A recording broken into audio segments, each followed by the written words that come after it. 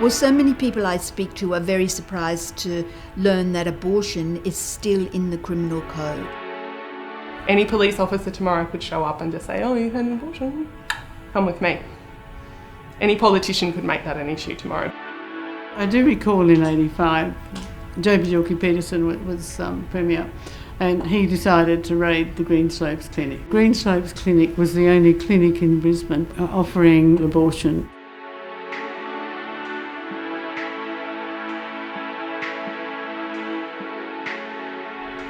One morning I received a phone call from a client who was quite distressed, and she said, I've turned up for my appointment at Greenslopes Clinic, but I can't get in because there are police everywhere. We didn't know if we'd be raided too. Part of having the abortion law in the criminal code gave that government opportunity to flex its muscles in whatever way they wanted to. A very dangerous situation. Generally, people don't know that abortion is a crime in Queensland except in specific circumstances.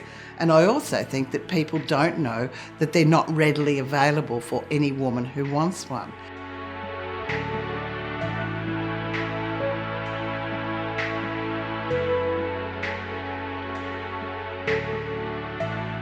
One of the problems that the law causes is the access issue, because doctors are very reluctant to provide abortion, as you can probably understand, because they're risking criminal prosecution. Because it reduces access to terminations, it actually can result in women who are experiencing domestic and family violence having to stay in those relationships. But if you haven't got control of your fertility, you don't have education, you don't have choices, you don't have good jobs. It's poor people who will suffer most. It's a sad comment about how inequitable and unfair our society is. So in the last 3 years we've done over $200,000 in assistance.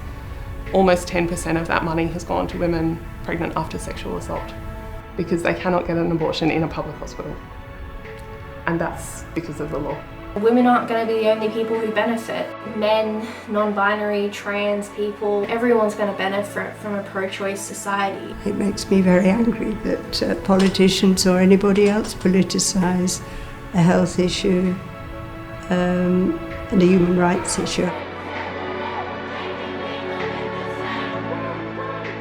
I was in court for the trial of a young couple in Cairns who were charged with procuring their own abortion in 2010, and they were acquitted.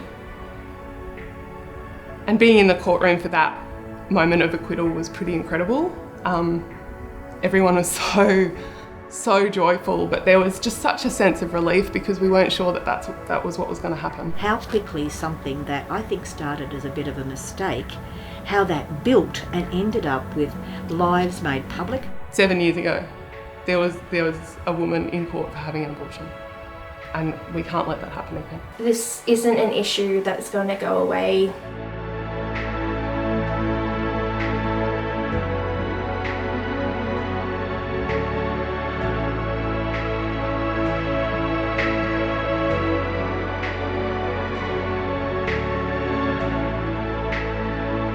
We need to bring the legislation out of the 19th century and put it into the 21st century. There have been so many changes to medicine in that time which need to be acknowledged. I wish this issue would get resolved before I get any older, because I've been working on it now since the early 1970s. We're carrying the same banners, we're making the same arguments, still fighting the same battles that we were over 40 years ago.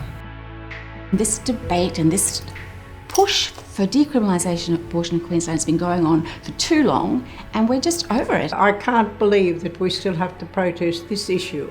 It's unbelievable. I mean, we're in the 21st century now, and I know there are a lot of politicians who are still thinking last century, but we've got to move on.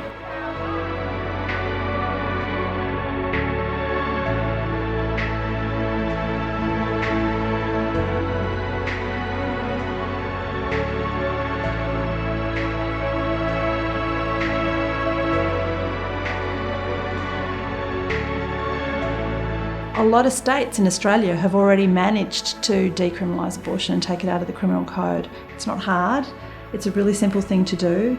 but there needs to be will and pressure put on parliaments to make it happen. If it can't bring itself into line with the rest of Australia and most of the rest of the world, they have a serious problem. We must talk about it to our friends, to our families, and publicly. There is such potential for a sustained community campaign, and that's the only thing that is going to win this struggle for us. Are you angry about this? You should be angry about this. If we give up, we're actually denying opportunities and rights to women, and we're also not honouring the memories of those women who fought for this for so long. Never give up. It's an absolute outrage. It's a law that's more than 100 years old and it needs to be changed.